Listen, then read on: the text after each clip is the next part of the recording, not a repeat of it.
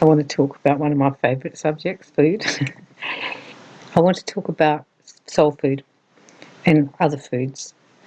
Some of our foods we eat are for nutrition. For example, we're supposed to eat 80% of good food and 20% of not so healthy food. And that's a very good gauge, I think, to try and live your life, because your body actually needs nutrition, quite literally. This means eating 5 vegetables, 2 fruits, some protein, and some carbs. And I actually believe a bit of oil as well. I think oil is good for your body. It lubricates everything quite nicely. The way we eat has a lot to do with how we feel. And if we are stuffing ourselves full of lots of unhealthy foods, we're really not nurturing ourselves, and something else is going on. I've done quite a lot of podcasts on our eating block, how to get rid of it. This one's more about soul food, and I don't want you to feel guilty or bad about eating soul food. I will eat soul food when I need to. When I am happy, I eat soul food. When I am sad, I eat soul food. When I am feeling that I need to be nourished or nurtured in some way, I eat soul food. Soul food will be an individual thing for you. It could be that you like to have a cake or chocolate. Perhaps it's a nice glass of wine, some cheese and biscuits.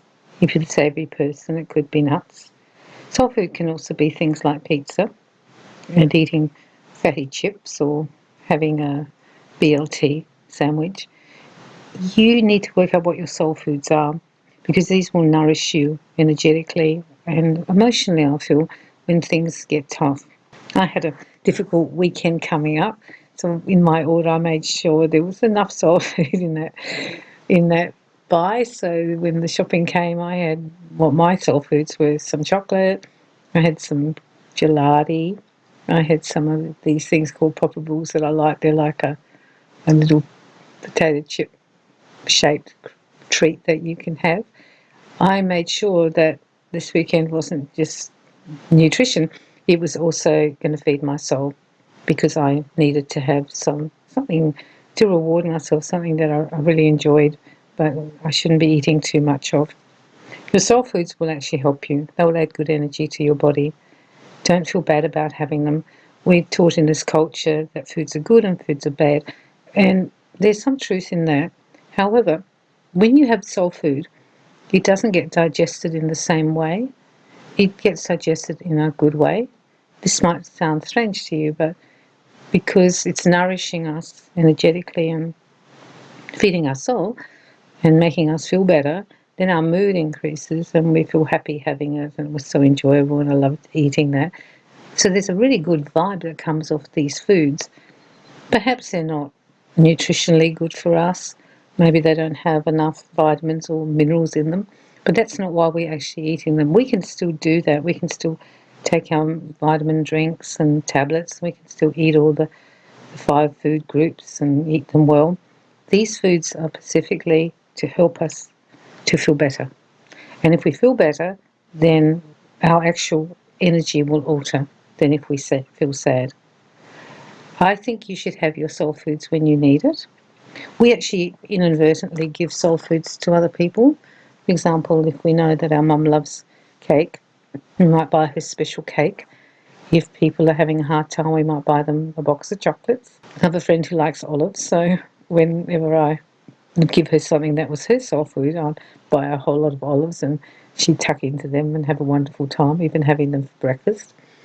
It doesn't really matter what the soul food is, it's what the soul food does, because I want you to stop feeling guilty about it. We are guilt-tripped when we eat bad foods. That's the truth of it. If you're sitting there eating something bad food, people can make you feel bad about it, and I don't want you to do that anymore. A little bit of what I call unhealthy food is not going to kill you. We are a very complex physical body, and we will crave quite often what we need anyhow. If we're wanting to have more meat, it's often because we need more iron. Perhaps we feel like we need juices because we need the energy of the fruit. We're very intuitive with the way we eat. If you are a spiritual person and working in this field or working on yourselves, you will possibly also have a lot of allergies. I have, and they're really annoying, but I've learned to work around them. Learned to love ice cream that isn't really ice cream by dressing it up. You need to understand that because you're so sensitive and your aura is so sensitive, so you'll be sensitive to foods. Some of these food sensitivities can come through on the genetic code. I think milk allergies do that, and seafood. Sometimes we can see that our mum had the problem with that, or our dad, and that's easy to understand. So we steer clear of those or minimise them. There will be times when I've gone out and eaten something with lots of milk and cream in it. I've just done it, and I know there will be consequences. I'll sound like Darth Vader the next morning. However, the actual experience of having it and enjoying the party with the person was so beautiful that it was like a soul experience for me. Fill your house and you're up with these foods. Have your bowls of fruits and your nuts and all the things that you like in your fridge. Eat those good foods, but also have the soul food. I think a little bit of soul food every day is good. If you want to have some chocolate, you can have some chocolate unless you really do have a sugar problem. Then I think you just sit and have your chocolate and you have a small piece of it.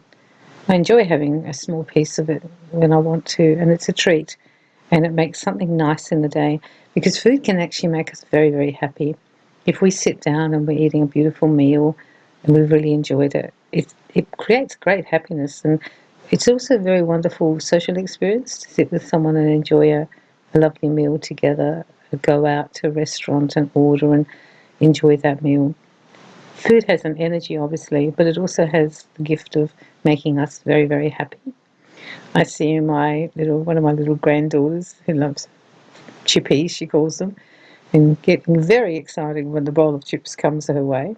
Of course, it's not really that healthy for her. The potatoes are good, but the process isn't probably so good. But she can still have them, but not all the time, just sometimes. And she gets much glee from them. Having said that, she also gets happiness from a big bowl of strawberries, which are also very good for her energetically. Write a list of your soul foods. Then you actually know what they are. I found that knowing what foods are good for me to have, savoury and sweet, when my soul needs some feed, helped me. I made sure I had them in the house, particularly if I was going through a rough time. You might find if you're having a really difficult time, you will actually eat a lot of soul food. We can be lucky too, and our soul foods can be things that are good for us. I love vegetable soup, so I've just had a bowl now, and it was like soul food. I ate it up, I made it, I brought it in here just before I did the podcast, and had a lovely bowl of soup. So that's actually a soul food for me, as against having some other foods that you might find. Pizza is soul food for some people, and it can be made in a healthy way. There are other foods that are actually just healthy. I love having the apple juices I make, and the different juices. I love having the watermelon juice when I make the watermelon drink. Not all soul foods are actually unhealthy, and that's what I want you to understand too. Think about the foods that you really love to have and incorporate them more in your day. The more we eat foods we really love, the happier we'll actually be, and our body also gets nourished. Now, when you decide what to have for dinner, think about it from a soul point of view. The 80-20 rule, you can apply that. But within that, if you love having curry, that's a soul food for you. If you love having salad, that's a soul food for you. It doesn't really matter which type of foods they are. Once you start to connect to the soul value of them, you will understand that they are making a much, much happier day. The other thing about soul food is how it's cooked. If a person cooks it with love, it has the energy of love in it and it's more enjoyable. I often cook for other people. I love to cook for people. I love to cook for my sons and my husband when he was alive.